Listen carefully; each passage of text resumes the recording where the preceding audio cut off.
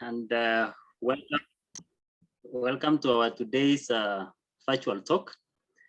Just a minute as we keep admitting more participants, and then we start off in some few minutes. Great. Good afternoon, everyone, and greetings from Nature Kenya.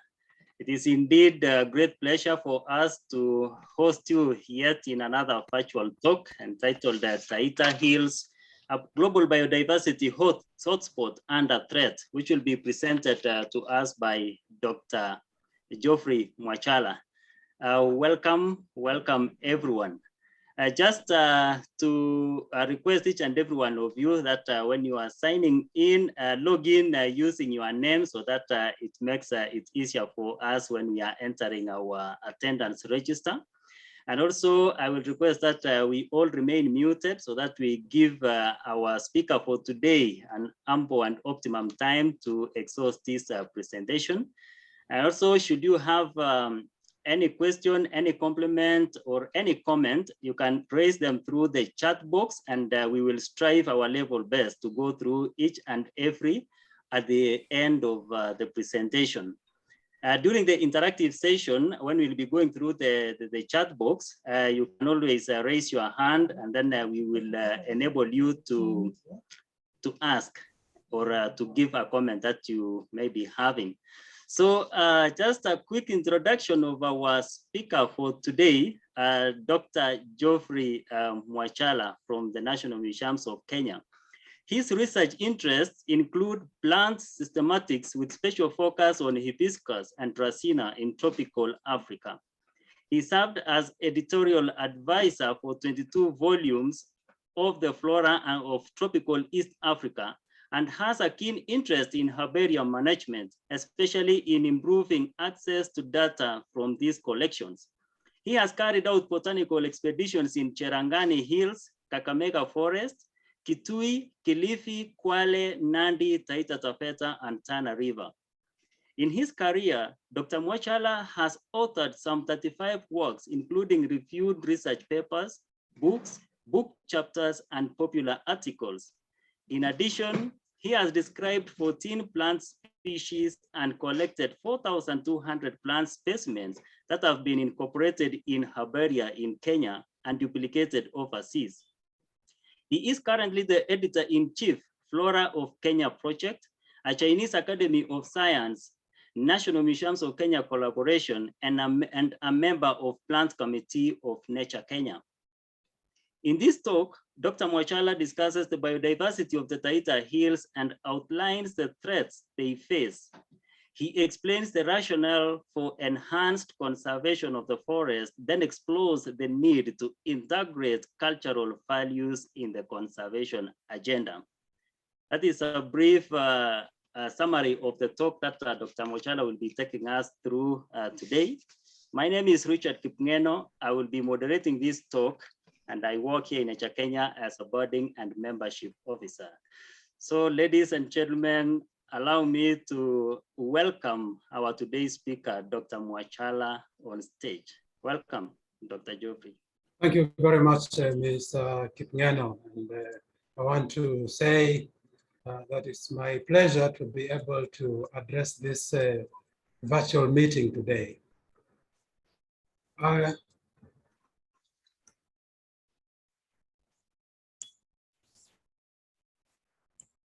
I'm not able to scroll on my shared screen. What should I do? Okay, just go to try the share screen button right there. Should be able to.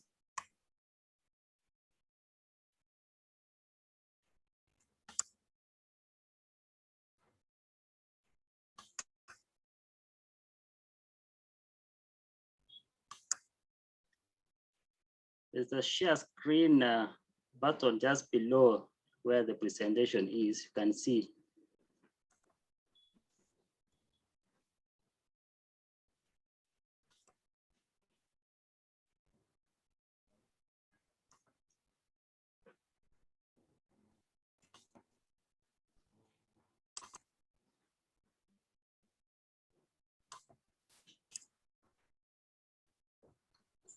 Yes, there we Yes. go.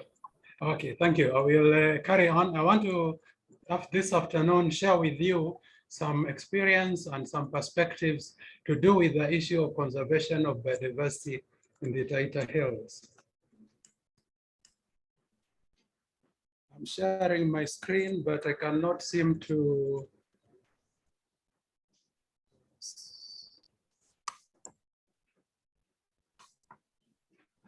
The Taita Hills is located in Southeast Kenya, and you can see where my blue pin is. This is an area just adjacent to Mount Kilimanjaro in Tanzania, and consists of 3 massifs. This is the Dabida, Sagala, and Kasigao massifs at roughly 3 degrees 20 minutes south and 38 degrees 20 minutes east, about 190 kilometers northwest of Mombasa. These hills rise abruptly from just 600 meters at Voi to over 2,000 meters at the Boria Peak. This is remarkable because this change in altitude takes place within a distance of 40 kilometers, resulting in some spectacular ecological heterogeneity. The massifs I mentioned are the ones that you now see on your screen. The one which is marked Rukanga is the Kasigao Massif. The one marked Kajire is the Sagala Massif. And the one marked Undanyi etc. is the Davida Massif. In this talk, I will concentrate mostly on the highland vegetation, that is the forest and forest edge areas which are thereby indicated. We'll save the lowlands for a future presentation. This is a typical view facing west from the base of the Sagala Massif, and you can see the Dabida Massif in the background with the landmark Bura Bluff just showing slightly to the left of the picture. In this talk, I will talk mostly about the forest plants, though I will touch on other issues like the few issues which are non-botanical in nature. If we look at the growth form or the life form of the plants of the Taita Hills, you'll find that not unpredictably that the majority of these are actually pteridophytes and flowering plants, with the gymnosperms forming a very insignificant proportion. As you drive around the forest edges, you will be able to see characteristic highland species such as this Basama abyssinica, which you'll find on the edges of the roads as you drive on the hills. Similarly, you will be able to see rather rare trees like this here, this Prionadia salicina, which is characteristic of the valleys, and others such as this Tabane montana sapiana. Very rare plants, as we'll talk about later, are represented here by this Benechia ovata, formerly Zimmermannia ovata, and the Euphobiaceae that you have just seen in the last picture. The most striking thing about the biodiversity of the Taita Hills is actually the endemism. And in this talk, I will mostly be talking about this. The endemic species, as we know, is a species with a habitat restricted to one area. And this could be a region, a country, a site, or even a geographical region or a continent. Remarkably, Taita Hills has 17 endemic plant species. And this information is derived from a recent publication I've made with some of my colleagues here at the museum and also elsewhere. Of these endemic plant species, quite a large number of them are known only from very few sites, and maybe for those which have been assessed, have been found that at least half of them are endangered, and at least one of them is critically endangered. This is the Streptocarpus taitensis, which we otherwise know as the Taita violet. In this area, we also find endemic bats. And I start by admitting that this is not my area of strength. So forgive me if I've got it wrong, but we have at least 3 endemic bats, which have indicated here as the Taita white-eye, Taita pallid, and Taita thrush. We have 3 or more endemic butterflies. We have the Taita glider, Taita caraxes, and the Taita swallowtail. In amphibians, we have 3 endemic amphibians, that is Beaufort istensis, which is a toad, and 2 Sicilians, which have indicated there as the Taita and Segala Sicilians. And we have 1 endemic reptile, the snake, Amblyodipsus taitana. Back to plants. We have been studying the vegetation of the Taita Hills, especially in relation to its plant composition for a very long time. The first survey, which resulted in a checklist, was in 1988, conducted by staff of the National Museums of Kenya and was published in the now defunct Utafiti Journal. And these are the ones which I'll be referring to, like historical records.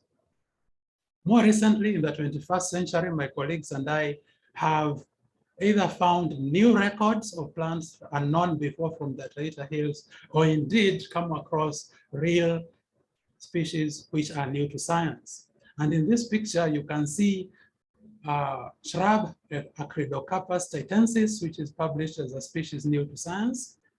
We have Momodica calantha. If you look at the picture B, which is a species which most of you who are familiar with the NMK compound, you know this plant as it creeps over the bushes near the greenhouses at the Botanic Garden.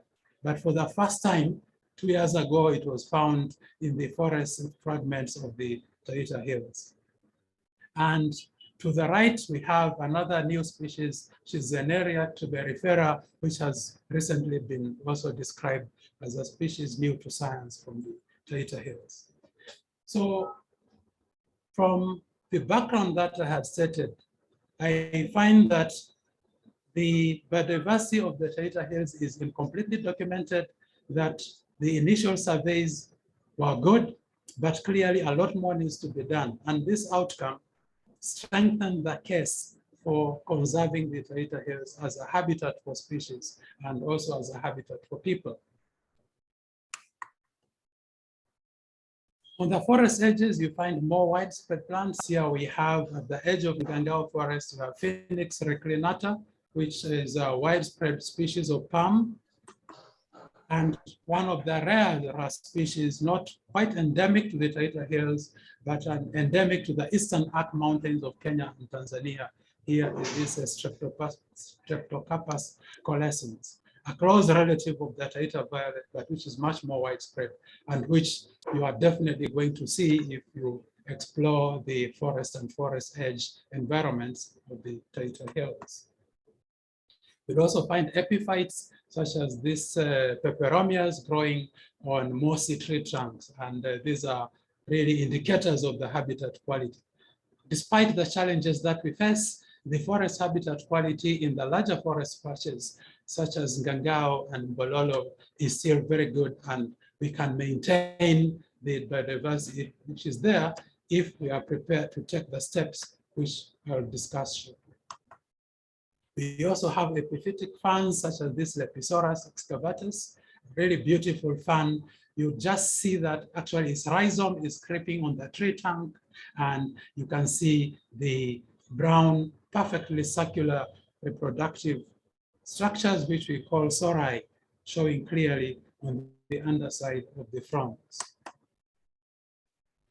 So why did I say that this is a biodiversity hotspot which is under threat?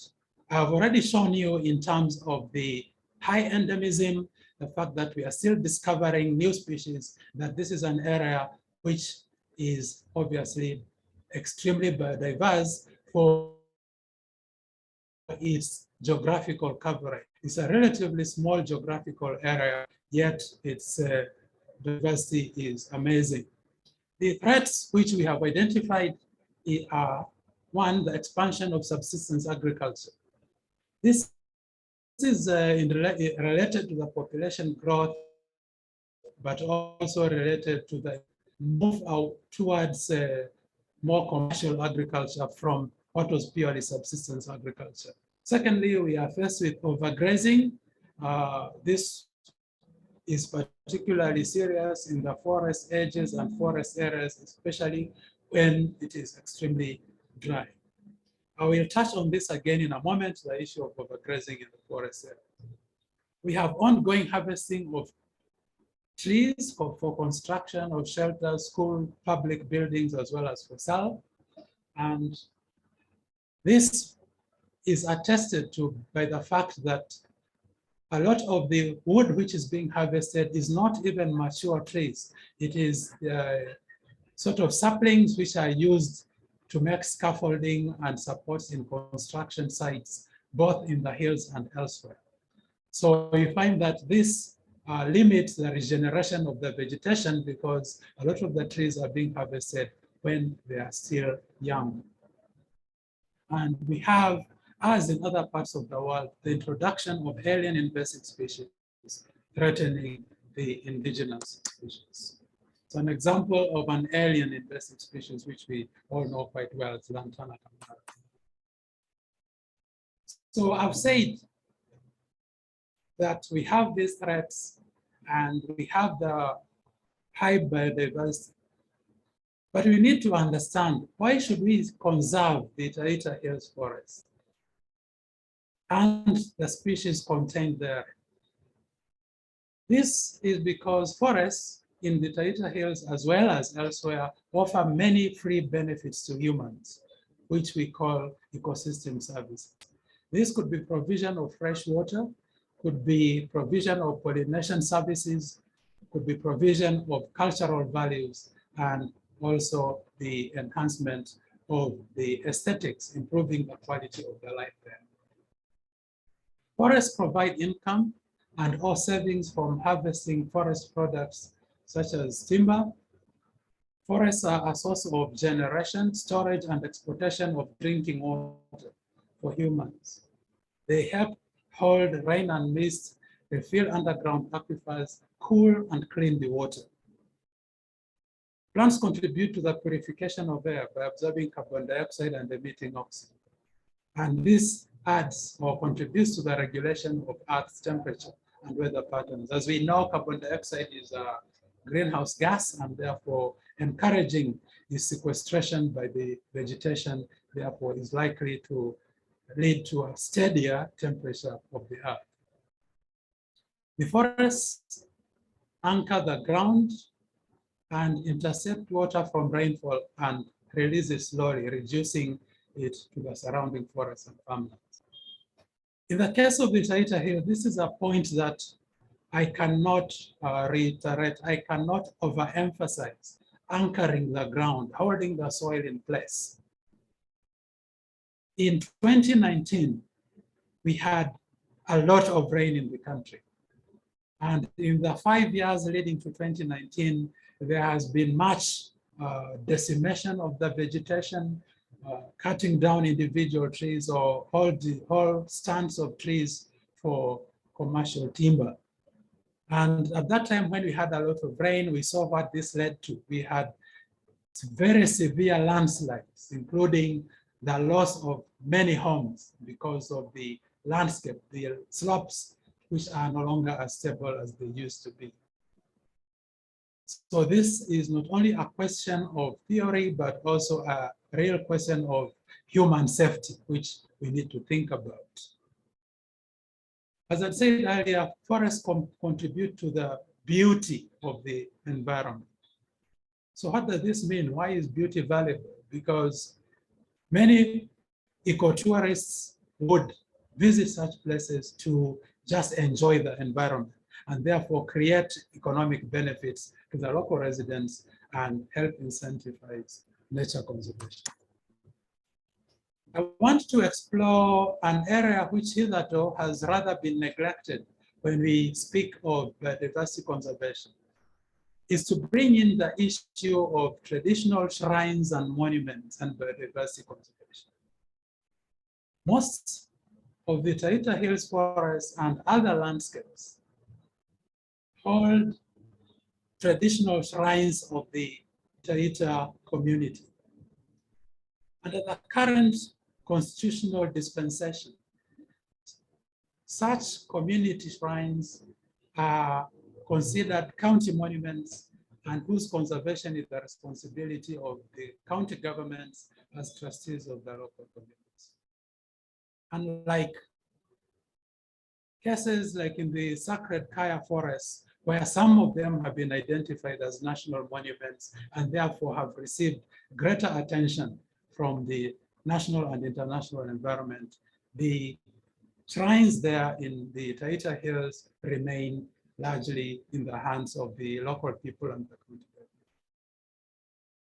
The people of the Taita Hills have had their own traditions of encouraging the conservation of the environment. Regrettably, as most of the population have received Western education and adopted Western values, or have migrated to other parts of the world, these traditions have suffered. And when we had those traditions, we had individual approaches to ensuring that the environment is protected. There, I want to state therefore that the county government should encourage and support traditional beliefs and activities that nurture conservation. These activities could be anchored around species or around sites.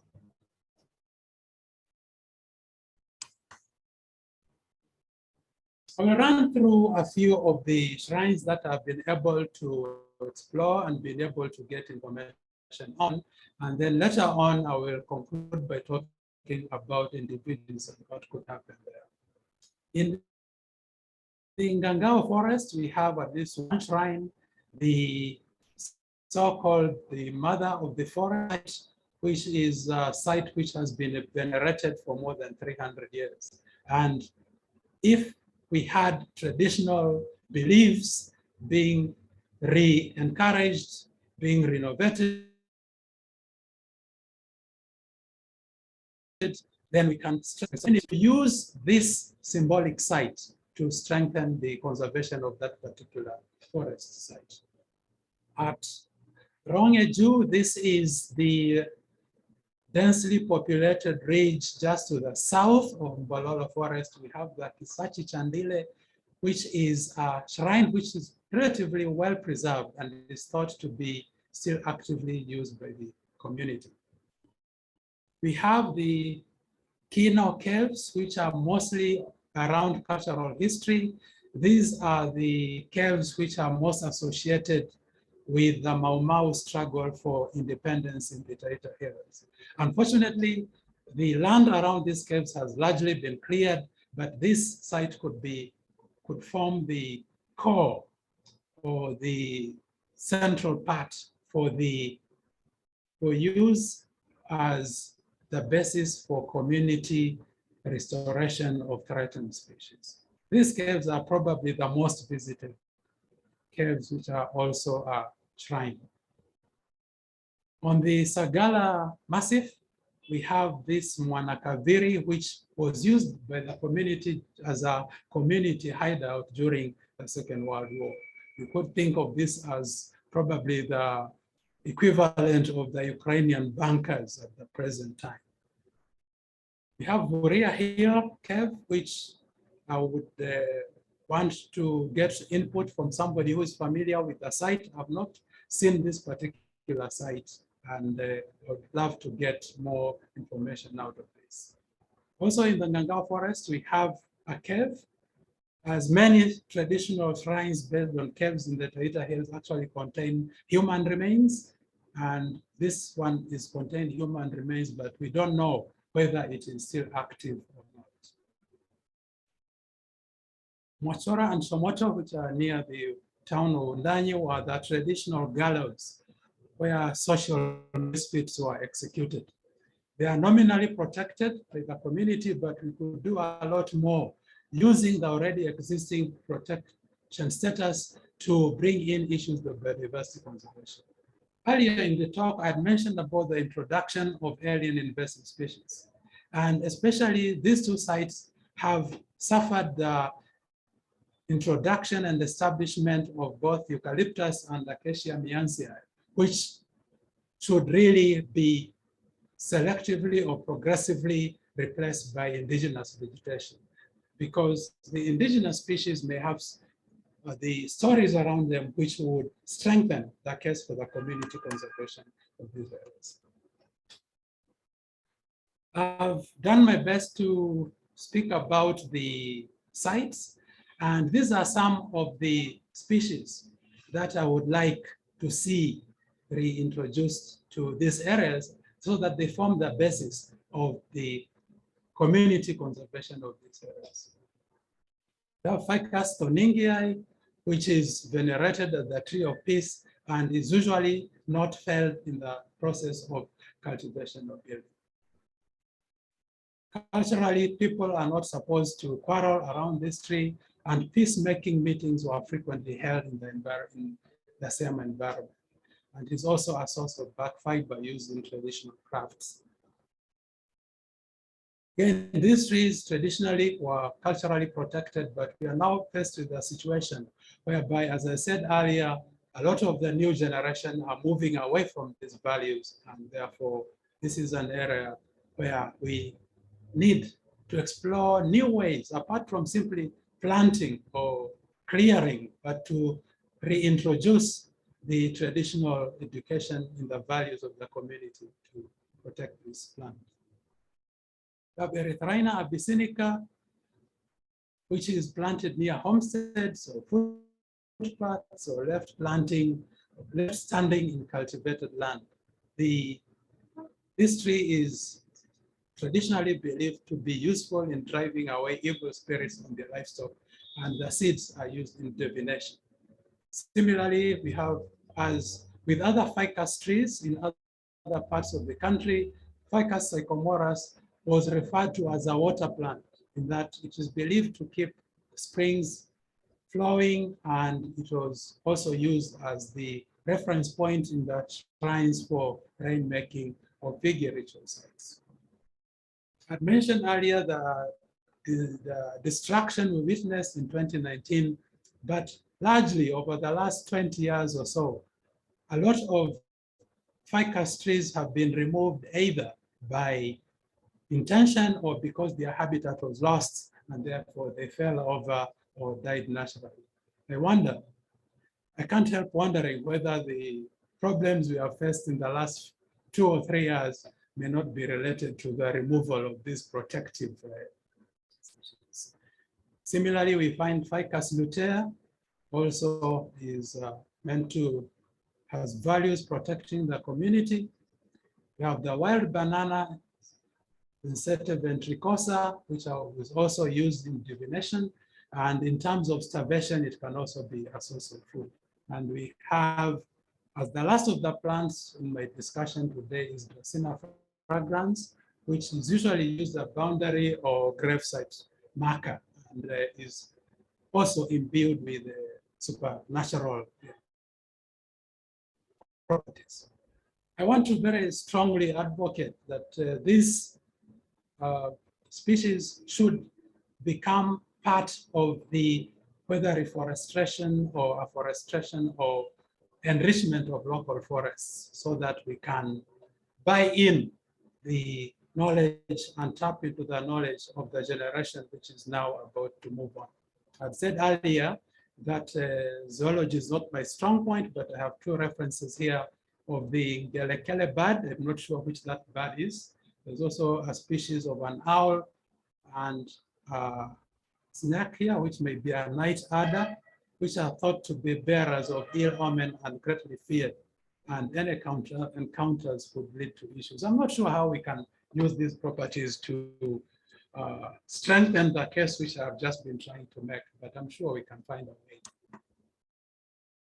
I thought I would show you this picture, which is an example of the Erythrina abyssinica. As you can see, it is not only has those attributes which I talked about, but is also a beautiful tree. And as you can see, we have a few of them in our compound here at the National Museum of Kenya. So we have painted a rather grim picture of what is going on there and suggested ways out. But what can actually be done? Think of things that people can get out and start doing immediately. One is to maintain and improve the forest buffers or forest edges.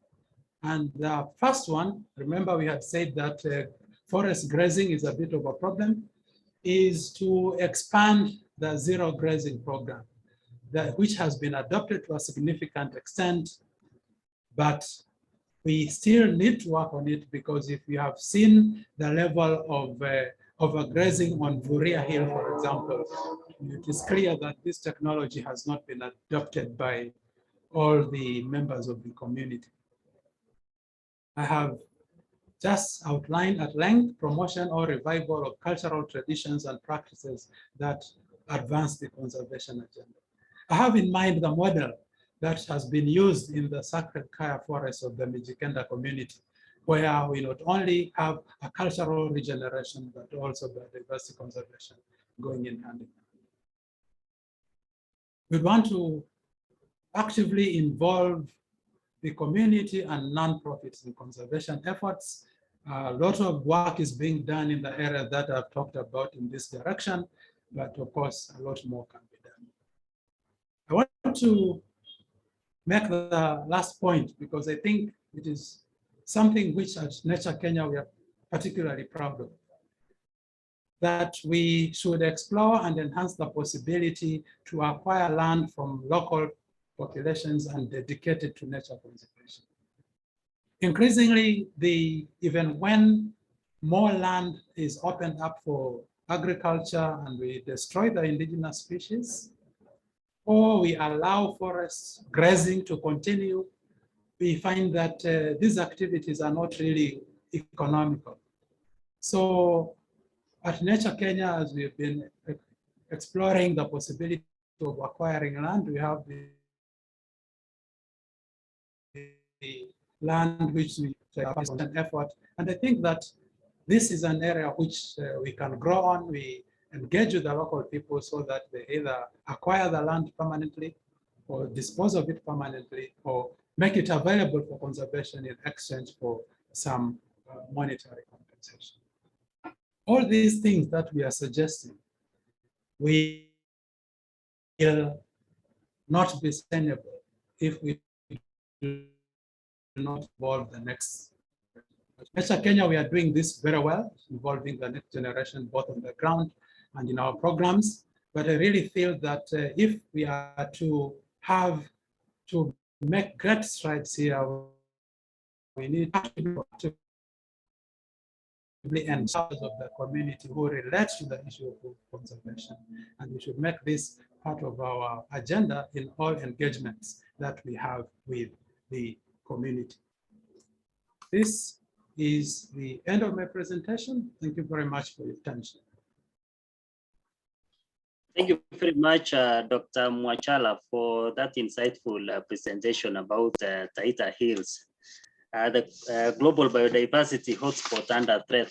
So I will welcome anyone who have any question maybe to ask. You can raise up your hand and ask, or alternatively, you can also drop them in the chat box and then we'll be able to pick it up from there. So the floor is open to everyone. If you have any question, you can raise up your hand and then we go in that order.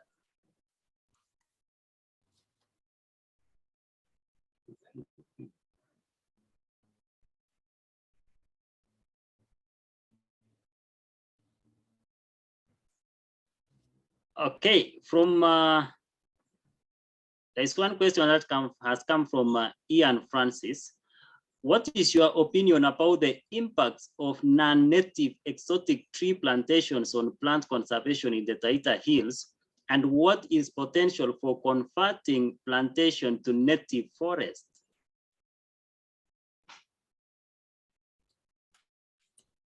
Dr. Mwachala?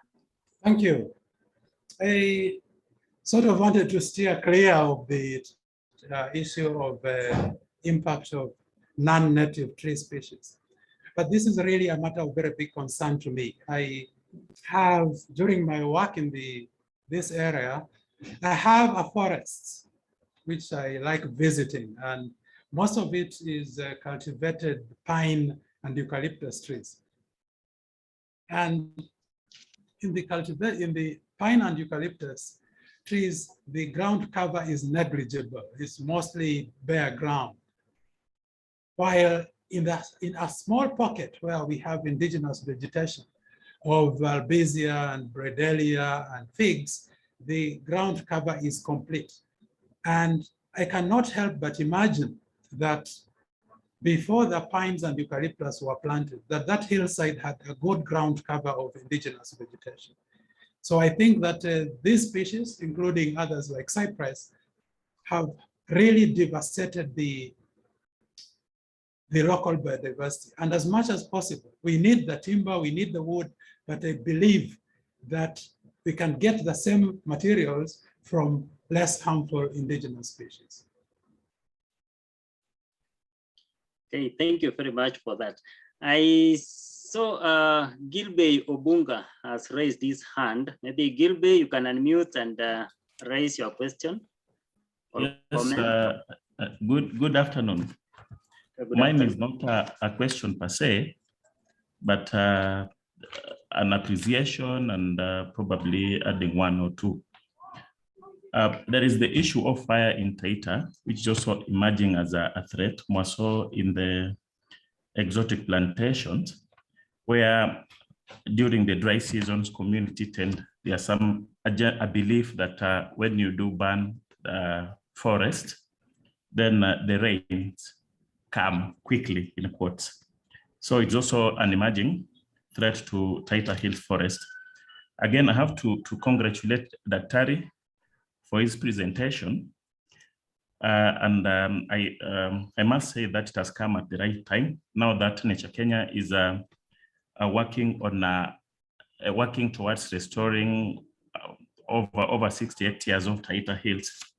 And issues which he highlighted, including targeting some of the shrines for restoration and highlighting on some of these species which were culturally significant to the people of Taita, has really added a value. And I hope it will, these highlighted species will get into our restoration strategy to ensure that we achieve the restoration one. Thank you very much, Dr. Thank you very much, Gilbey, for that insight. From the chat box, from Itambo Malombe, indeed an excellent talk and key in biodiversity conservation. The ecosystem service valuation need to be accomplished and shared with county government for planning purposes.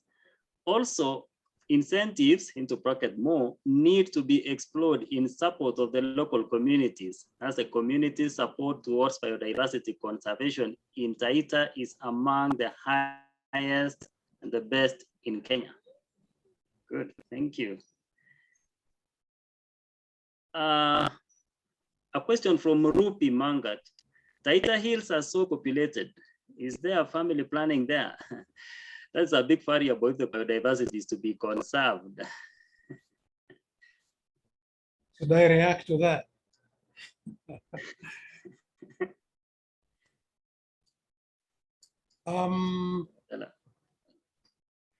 Yes, the Taita Hills are quite populated, but I think there is extensive scope to undertake the kind of things that I'm talking about. And I've attempted to outline ways in which we can go about doing this. You'd notice that I've emphasized the need for improving the protection of the existing areas to sustain biodiversity and finding ways of acquiring more real estate to biodiversity. These, I think, are approaches which some people can relate to, as deals with the issue of the population I'd want to say that there are probably much fewer people in Taita Taveta County than in other parts of this wonderful country of ours. So I will cut off my comment. Thank you for that response. From Mugwima Njuguna, what is the impact of land ownership on biodiversity?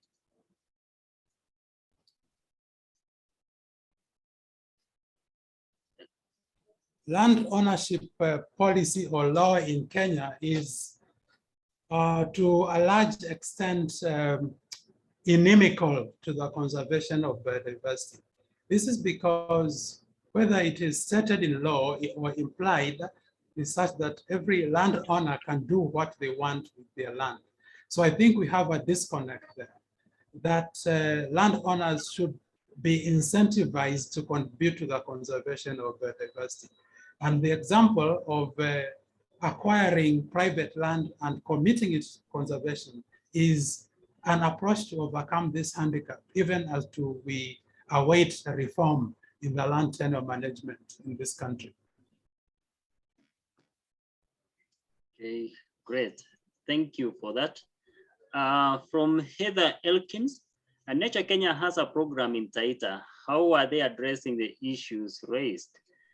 Maybe Dr. Mwachala, will you address that?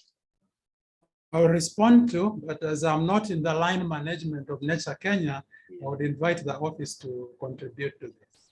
I think the 2 points that I want to take up, or 3, is the contributing to the conservation of biodiversity is by involving members of the community in non-consumptive utilization of biodiversity, such as the butterfly farming, for example, the beekeeping. I know there are activities or conversations going on around this area. Also, the bird conservation that I alluded to in my earlier presentation, there are areas where the society has been intervening, and I think we are gradually growing a constituency of people who are buying into the agenda of biodiversity conservation. It is worth noting, for example, that we do have experiences where, like the eco tours based at Ngangao, actually bring a steady income to members of the community. While we cannot expect to employ every member of the community, we do expect that there is some level of economic trickle down in the community, which will ultimately be for the good of all. Nature Kenya office, if you want to help me answer Heather's concern, please step in. If I may add on that, thank you, Dr. Mwachala. My name is Paul Gasheru, Species and Sites Program Manager at Nature Kenya. I think one of the key things that we are promoting within Taita Hills is on forest and landscape restoration. Our colleague Gilby talked earlier, looking at restoration of the Taita Hills, looking at, there's a restoration strategy which has been developed, looking at replacement of exotic plantations, but that is until when the government approves. But for the meantime, in the next 3 years, looking at restoration of 60 hectares. Secondly, looking at establishing and securing more land through private reserves around Yale, around Vuria Hill, and potentially other sites, working with the endemic species of biodiversity, using Taita pallis and Taita thrush as the main trigger species. And then 3, working with local communities, as alluded by Dr. Mwachala, and particularly community forest associations, who are responsible custodians or stewards of these forest fragments that we are working in at the moment. Thank you. Thank you, Paul. Okay, thank you very much, Mr. Gasheru, for that addition. From Dr. Dino Martins, thank you for a very informative lecture on the Taita Hills biodiversity. Are the long droughts and failed rains also affecting the forest on the hills more directly through drying impacts? Does this make the forest more vulnerable? Thank you. I think that this is a cyclical thing, that at this time of drought, that's when we usually get the worst forest fires. And there are two sides to forest fires. In a large part, forest fires are destructive. But having said so, we must realize that some indigenous species, which occur especially on the drier slopes of the Taita Hills, such as the ericas and the other ericaceae, are actually adapted to fire. They depend on the fire for their continued existence. So you find that this is an area which we need fire management, definitely. But I don't think it go to the extent of absolute exclusion of fire. On the tops of the southern hills, such as the slopes just before Mwanda and Manamu forest areas, you find that we've been able to find species of herbaceous plants, such as some Tanaraceae, some Malvaceae, also some Silines, which also are herbaceous species but are dependent on periodic fire. So this needs further interaction. We need to interrogate that to what level, even when we are saying fire is destructive, at what level should we have controlled firing of selected habitats as a tool for biodiversity management? Okay. Oh, thank you very much for the response. Okay, there is actually a further elaboration from Emma Gituku about the question that had been raised about the overpopulation in the hills. She's actually explained that they have been pushed to the hills as the lower lands belong to the community or set aside as national parks. It should be common knowledge as well that the total population of the community at the last national census was slightly over 250,000 people. Well, from Helida Oyeke, we are aware of pieces of land purchased by Nature Kenya for conservation in the hills. How do you see this contributing to the conservation efforts? I feel that I have largely answered that question in my previous remarks. So with permission and with the kindness of Dr. Yeke, I will beg to skip this question. Yeah, thank you for that. I think it was actually handled before. So I think we've exhausted the questions and the comments that we had in the chat box. Maybe anyone who have another question, you can raise your hand and then you can ask, or any comment you can add on to the presentation for today.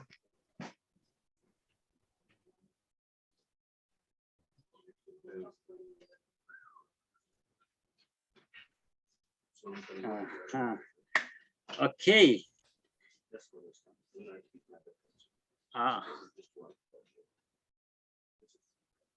Okay, there's another one from Rupi Mangat. How much of Taita Hills forest is intact in percentage? Are you able to quantify that, Dr. Mwachala? My reference is quite old. Probably colleagues from Nature Kenya, like Lawrence, who have been there on the ground, can answer this. But I would think that we do not have more than 15% of the original forest cover left. What we have left is really, really small. And most of the forests we are talking about are really fragments and relics, tiny, tiny things. Having set the scenario that I set in my introductory remarks, then it means that is even more reason why we should implement and enhance our efforts right away, tomorrow, if not later.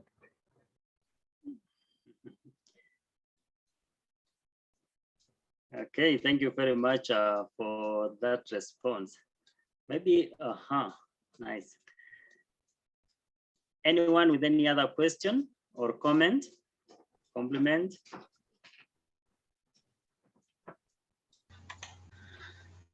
Yes, good afternoon, everyone. Good afternoon to you. Yeah, my name is Bernard. I'm the manager, Leopard Layer, Street and Rumo Conservancy. And mine is basically not a question, is a comment that I have found that most of the factors that are threatening the survival of these forests is human related. And in that aspect, I think we need also to incorporate the citizens and also to sensitize them through education and educational programs, and also where possible, as the doctor has said, also make sure that they get enough benefit from these saying that we the land, conserve it. But if you conserve the land, excluding the citizens, the local people, it will be very difficult to achieve the goals. So the local community should be entrenched in the programs as much as possible, and they should reap the major that share benefit from those programs. That's my Thank you very much, Bernard, for that comment. Indeed, it is very insightful. Thank you very much for that. Any other comment, any question from anyone?